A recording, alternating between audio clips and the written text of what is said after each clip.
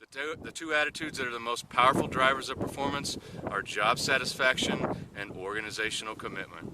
So if you observe in the behavior of an employee some indication that they might not be satisfied with their job, or you observe in the behavior of an employee some indication that they might not be committed with their job, then you can have a conversation with them to try to understand why they might not be satisfied and why they might not be committed, and then you can take action to try to improve their satisfaction and try to improve their commitment.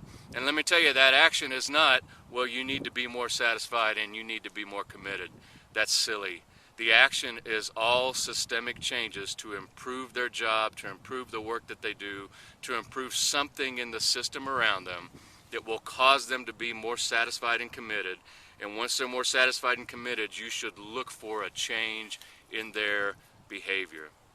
So again, if you're going to use attitudes, you need to be specific about the attitudes you're talking about so that you can take specific action to change that specific attitude looking for a specific behavior. You need to eliminate this clause, you got a bad attitude, and even you got a good attitude, because it's just absolutely meaningless.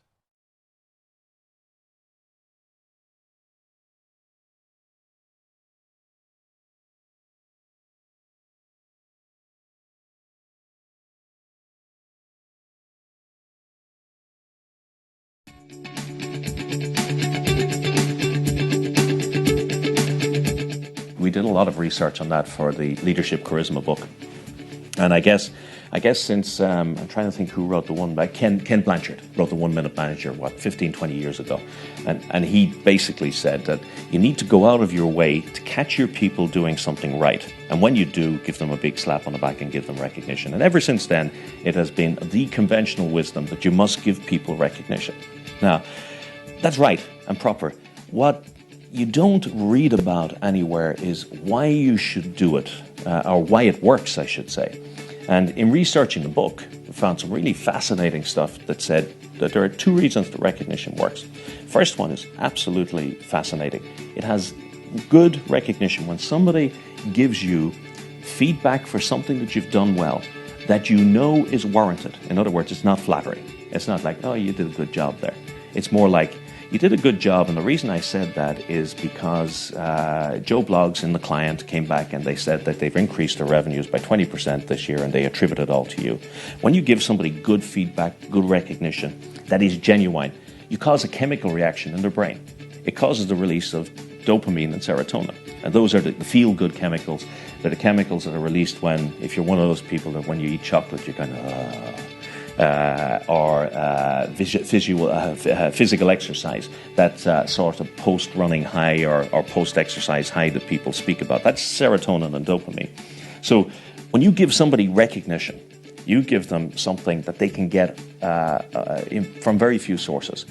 You give them a genuinely good feeling in their brain. You get a small injection of serotonin and dopamine, but here's what happens. Subconsciously, somewhere in the back of that head, a little voice says, whatever you did there, do it again. That felt good. And so the behavior that prompted you to give that feedback in the first place is reinforced.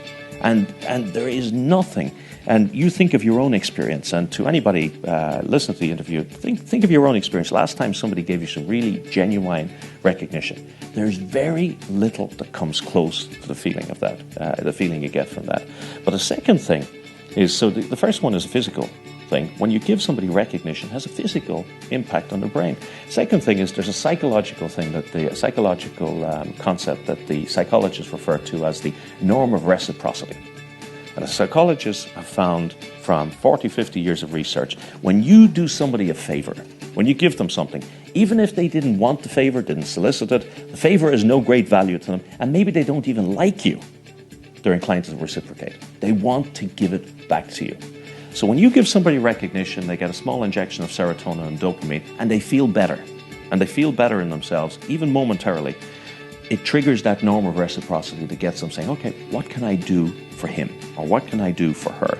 And so it creates, recognition creates an environment where people become engaged with the people who are managing them. So that's where recognition is phenomenally powerful. But because it's free, and because it's kind of well known that you should do it. Most people don't, particularly in management positions, don't do it as often as they should do. They're looking for the next silver bullet. Recognition is a phenomenally powerful way of motivating and engaging people.